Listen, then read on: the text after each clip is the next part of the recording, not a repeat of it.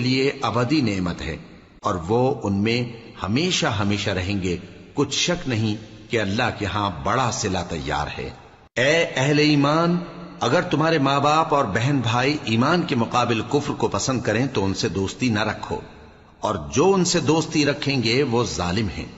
کہہ دو کہ اگر تمہارے باپ اور بیٹے اور بھائی اور بیویاں اور خاندان والے اور مال جو تم کماتے ہو اور تجارت جس میں مندی سے ڈرتے ہو اور مکانات جن کو پسند کرتے ہو اللہ اور اس کے رسول سے اور اللہ کی راہ میں جہاد کرنے سے تمہیں زیادہ عزیز ہوں تو ٹھہرے رہو یہاں تک کہ اللہ اپنا حکم یعنی عذاب بھیجے، اور اللہ نافرمان لوگوں کو ہدایت نہیں دیا کرتا۔ اللہ نے بہت سے موقعوں پر تم کو مدد دی ہے، اور جنگ حنین کے دن جب کہ تم کو اپنی جماعت کی کثرت پر غرہ تھا تو وہ تمہارے کچھ بھی کام نہ آئی، اور زمین باوجود اپنی فراخی کے تم پر تنگ ہو گئی، پھر تم پیٹ پھیر گئے۔ پھر اللہ نے اپنے پیغمبر پر اور مومنوں پر اپنی طرف سے تسکین نازل فرمائی، اور تمہاری مدد کو فرشتوں کے لشکر جو تمہیں نظر نہیں آتے تھے آسمان سے اتارے، اور کافروں کو عذاب دیا، اور کفر کرنے والوں کی یہی سزا ہے۔ پھر اللہ اس کے بعد جس پر چاہے مہربانی سے توجہ فرمائے، اور اللہ بخشنے والا ہے، مہربان ہے۔ مومنوں، مشرک تو پلید ہیں، تو اس برس کے بعد وہ مسجد حرام یعنی خانہ کعبہ کے پاس نہ جانے پائیں، اور اگر تم کو مفلسی کا خوف ہو تو اللہ چاہے گا تو تم کو اپنے فضل سے غنی کر دے گا،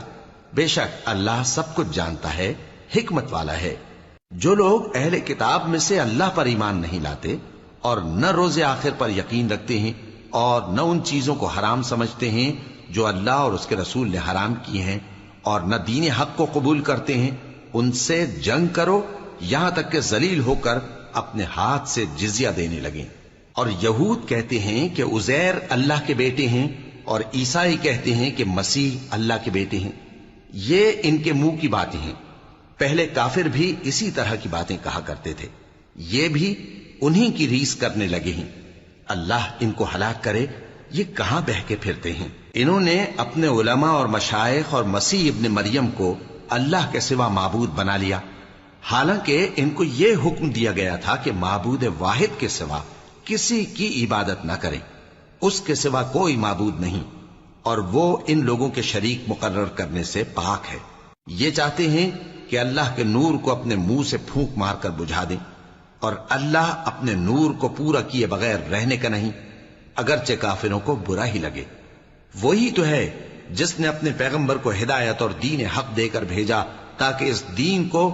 دنیا کے تمام دینوں پر غالب کرے، اگرچہ کافر ناخوش ہی ہوں۔ مومنوں، اہل کتاب کے بہت سے عالم اور مشائخ لوگوں کا مال ناحق کھاتے اور ان کو اللہ کی راہ سے روکتے ہیں،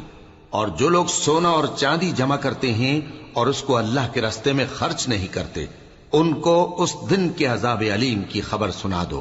جس دن وہ مال دوزخ کی آگ میں خوب گرم کیا جائے گا، پھر اس سے ان بخیلوں کی پیشانیاں اور پہلو اور پیٹھیں داغی جائیں گی، اور کہا جائے گا کہ یہ وہی ہے جو تم نے اپنے لیے جمع کیا تھا، سو جو تم جمع کرتے تھے اب اس کا مزہ چکھو۔ اللہ کے نزدیک مہینے گنتی میں 12 ہیں، اس روز سے کہ اس نے آسمان اور زمین کو پیدا کیا۔ اللہ کی کتاب میں سال کے 12 مہینے لکھے ہوئے ہیں، ان میں سے 4 مہینے ادب کے ہیں، یہی دین کا سیدھا رستہ ہے۔ تو ان مہینوں میں قتال ناحق سے اپنے آپ پر ظلم نہ کرنا، اور تم سب کے سب مشرکوں سے لڑو جیسے وہ سب کے سب تم سے لڑتے ہیں، اور جان رکھو کہ اللہ پرہیزگاروں کے ساتھ ہے۔ ادب کے کسی مہینے کو ہٹا کر آگے پیچھے کر دینا کفر میں بڑھ جانا ہے، اس سے کافر گمراہی میں پڑے رہتے ہیں۔ ایک سال تو اس کو حلال سمجھ لیتے ہیں اور دوسرے سال حرام، تاکہ ادب کے مہینوں کی جو اللہ نے مقرر کیے ہیں گنتی پوری کر لیں، اور جو اللہ نے منع کیا ہے اس کو جائز کر لیں۔ ان کے برے اعمال ان کو بھلے دکھائی دیتے ہیں، اور اللہ کافر لوگوں کو ہدایت نہیں دیا کرتا۔ مومنوں، تمہیں کیا ہوا ہے کہ جب تم سے کہا جاتا ہے کہ اللہ کی راہ میں جہاد کے لیے نکلو تو تم زمین سے چپکے جاتے ہو، یعنی گھروں سے نکلنا نہیں چاہتے؟ کیا تم آخرت کی نعمتوں کو چھوڑ کر دنیا کی زندگی پر خوش ہو بیٹھے ہو؟ سو دنیا کی زندگی کے فائدے تو آخرت کے مقابل بہت ہی کم ہیں۔ اگر تم نہ نکلو گے تو اللہ تم کو بڑی تکلیف کا عذاب دے گا، اور تمہاری جگہ اور لوگ پیدا کر دے گا اور تم اس کو کچھ نقصان